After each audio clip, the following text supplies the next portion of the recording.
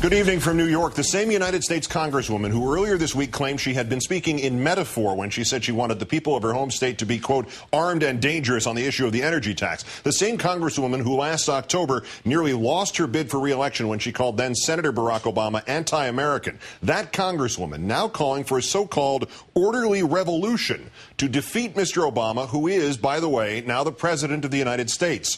Our fifth story in the countdown, the identity of the speaker is unmistakable, but this is not your standard red meat from Michelle Bachmann. She may have broken several serious laws. Mrs. Bachmann having moved long past shouting, "You be the man," at RNC Chair Michael Steele, now making calls for revolution against President Obama, a regular feature of her radio interviews.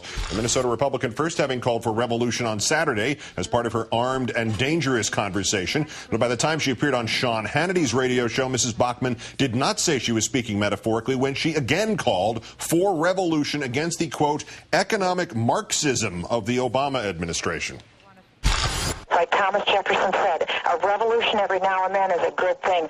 We are at the point, Sean, of revolution. And by that, what I mean, an orderly revolution, where the people of this country wake up and get up and make a decision that this is not going to happen on their watch. It won't be our children and grandchildren that are in debt. It is we who are in debt. We will be bankrupt in this country inside of 10 years if we don't get a grip, and we can't let the Democrats achieve their ends any longer.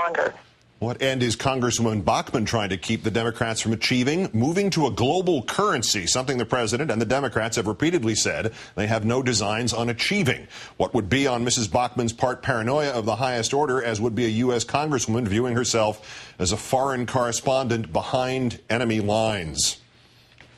Right now, I'm a member of Congress, and I believe that my job here is to be a foreign correspondent reporting from enemy lines. And people need to understand this isn't a game. This isn't just a political talk show that's happening right now. This is our very freedom, and we have 230 years of a continuous link of freedom that every generation has ceded to the next generation. This may be the time when that link breaks, and I'm going to do everything I can, I know you are, to make sure that we keep that link secure. We cannot allow that link to break. In case her calls for revolution to save freedom from the president's economic Marxism had been too subtle, Congresswoman Bachmann then adding it is time to rise up.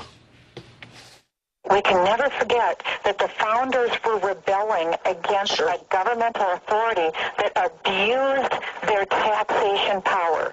And that was the tyranny. That's exactly what's happening right now. And we have to rise up and say no more. Not on my watch. No more. Time now to call on our own Jonathan Alter, senior editor at Newsweek magazine. John, good evening. Hi, Keith. We might dismiss this. I mean, Michelle Bachmann, it sounds crazy, but just because it sounds crazy, does that mean she's not to be held accountable for things like this? I mean, are there not federal laws which specifically prohibit advocating the violent overthrow of the government of the United States? There are. I'm not personally in favor of trying to enforce that because I think it does inhibit free speech, and odious speech still has to be defended. But what we should call for is what you just mentioned, accountability. If this were a Democrat who had been saying this, there would immediately have been a lot of calls for the Democratic Party to rein in this whack job on their side of the aisle. We are not seeing those calls right now. We are not seeing Republican leaders in the House of Representatives being called upon to force her to retract those comments. Yeah, I'm not necessarily calling for her to be treated like Clement Vallandigham during the Civil War for advocating that we had no right to keep the South from seceding. But she has all the elements here, all the tripwires for every lunatic in this country. She's got armed and dangerous, rise up, revolution. This isn't a game, and we can't let the Democrats achieve their ends any longer. If the Republicans do not speak up, or somebody speak to her and say you have to tamp this down, anything that might happen after this would be a collective responsibility of that party, wouldn't it? Because there is some party structure that allows senior members of the party to go to a congresswoman from Minnesota and say, you're shooting your mouth off in a really dangerous, incendiary way. Well, they need to do that. They need to take some action. I don't know about collective responsibility here. I'm not saying everybody who's a Republican is responsible for the venom that comes from her. But she does need to be reminded that in this country, the country that she says she believes in, we have something called elections. And the time for her to, the time for her to stage an election will be not, quote, immediately, as she said in that radio interview with Sean Hannity, who, by the way, was agreeing with everything that she said, not surprisingly, not immediately, but in November of 2010. And if she wants to agitate to throw all the Democrats out of Congress, then that's just fine. But when she talks about immediately, she sounds like she's urging extra-constitutional action that would be, ironically, totally contrary to the traditions she claims to be upholding. Yeah, what if she's not calling for that? What could her possible rationalization for this be, and where did she miss the interpretation of what Thomas Jefferson actually meant by a little revolution now and again? Well, Jefferson did say that. Jefferson was fairly radical on that subject, but by the time the United States actually was founded, he was in a more what we would call small r Republican frame of mind about how we're a nation of laws, we have elections, and we don't just run off, with pitchforks at the drop of a hat.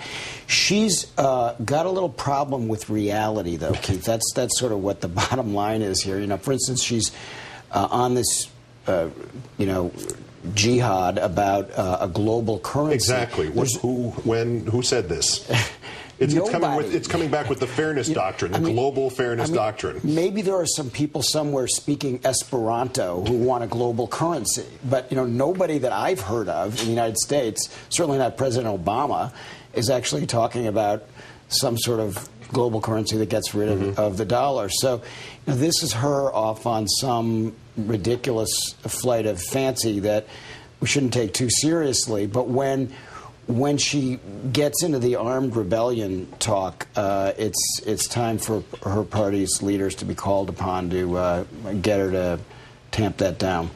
What do her party's leaders think of her? I mean, we see her at major conservative events, but not necessarily mainstream Republican events. Where does she stand? It's hard. It's so hard to point at a crazy person and say number 9 on the batting order. Yeah, she is not representative of that party's leadership. She almost lost her seat.